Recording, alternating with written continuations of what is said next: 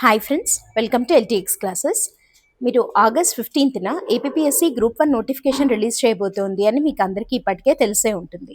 So ఈసారి మీరు group 1 ఎగ్జామ్కి కనుక ప్రిపేర్ అవుతున్నట్టయితే దెన్ గ్రూప్ 1 మెయిన్స్లో ఎస్ఏ పేపర్తో పాటు 4 జిఎస్ పేపర్స్ ఉన్నాయి. అది కూడా మనందరికీ తెలుసు.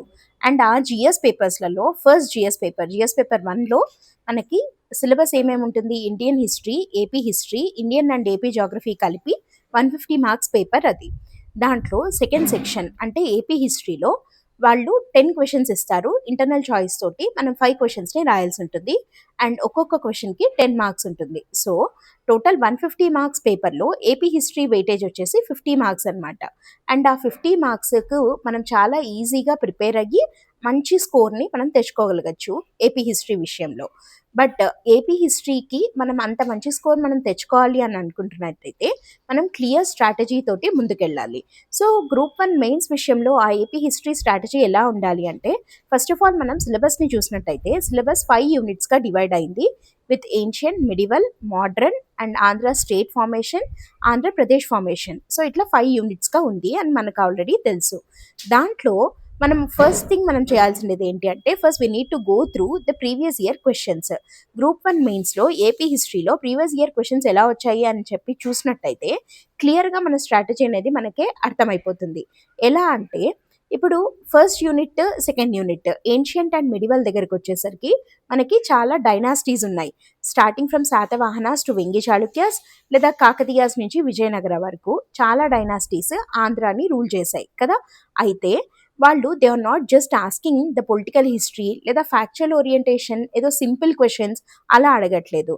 వాళ్ళు రిపీటెడ్గా అడుగుతున్న థీమ్స్ ఎలా ఉంటున్నాయి అంటే, ఈ డైనాసిటీస్ రూలింగ్లో ఉన్న సోషియో ఎకనామిక్ కండిషన్స్ కానీ, తర్వాత లిటరేచర్ కానీ, ఆర్ట్ కానీ, ఆర్కిటెక్చర్ కానీ ఇట్లా అడుగుతున్నారనమాట. సో ఈ థీమ్స్ అనేవి ఫస్ట్ అండ్ సెకండ్ యూనిట్లో రిపీట్ అవుతున్నాయి. సో మనము నోట్స్ ప్రిపేర్ చేసుకునేటప్పుడు ఆ యాంగిల్లో మనం నోట్స్ని కనుక ప్రిపేర్ చేసుకున్నట్టయితే దట్టు కంపారిటివ్గా అడుగుతున్నారు. So like Vedic time, early Vedic టైంలో ఆంధ్ర ఎలా ఉండింది, లేటర్ వేదిక్ టైంలో ఎలా ఉండింది, లేదంటే Buddhism and Jainism in Andhra కంపారిటివ్గా, లేదా Buddhism contribution, cultural contribution to Andhra కానీ, ఇట్లా రిపీటెడ్ థీమ్స్ అనమాట ఇట్లాంటివన్నీ కూడా. సో మనం ఆ యాంగిల్లో మనం నోట్స్ ప్రిపేర్ చేసుకొని చూసినట్టయితే ఫస్ట్ అండ్ సెకండ్ యూనిట్స్ అనేవి చాలా ఈజీగా మనం కవర్ చేసేయచ్చు. But when it comes to third unit, మనకి advent of Europeans to Andhra, socio cultural, socio religious reform movements in Andhra, తర్వాత పర్టికులర్గా ఫ్రీడమ్ మూమెంట్ ఇన్ ఆంధ్ర అనేది major topic in case of third unit. అయితే ఇక్కడ ఎక్కువ ఆస్పిరెంట్స్ చేసే మిస్టేక్ ఏంటి అంటే, ఫ్రీడమ్ మూమెంట్ ఇన్ ఆంధ్ర మీద ఎక్కువ ఫోకస్ చేయడం, దట్టు మూమెంట్ వైజ్ చదవడం. కానీ మనం ఒకసారి క్వశ్చన్స్ చూసినట్టయితే ప్రీవియస్గా థర్డ్ యూనిట్ విషయానికి వచ్చేసరికి వాళ్ళు ఎక్కువగా పర్సనాలిటీస్ వైజ్ వెళ్తున్నారనమాట. దట్టు ఇప్పుడు మనకి సోషియో రిలీజియస్ రిఫార్మ్ మూమెంట్స్ ఉన్నాయి, like Kandukuri pre Kandukuri post Kandukuri అని మనం 3 టాపిక్స్గా దాన్ని డివైడ్ చేసి చదువుతాము.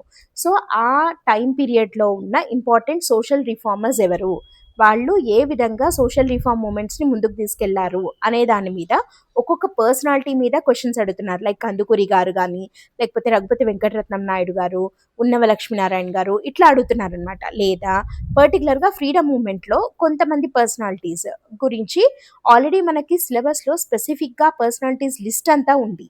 సో ఆ లిస్ట్ వైజ్ మనము కొంత నోట్స్ చేసుకున్నట్టయితే మనం దాన్ని ఇంప్రవైజ్ చేసి ఆన్సర్గా రాసేయచ్చు. అండ్ ఇక్కడ పర్టికులర్గా ఇంకోటి, కొంతమంది British personalities that served in Andhra కూడా అడుగుతున్నారు. లైక్ సిపి బ్రౌన్ కానీ, తర్వాత థామస్ మున్రో, ఇట్లాంటి వాళ్ళ మీద. అండ్ 4th and 5th దగ్గరకు వచ్చేసరికి ఆంధ్ర స్టేట్ అండ్ ఏపీ ఫార్మేషన్కి లీడ్ చేసిన ఈవెంట్స్ మీద క్వశ్చన్స్ అడుగుతున్నారు. So first we need to go through the previous year questions and మనం నోట్స్ ప్రిపేర్ చేసుకోవాలి.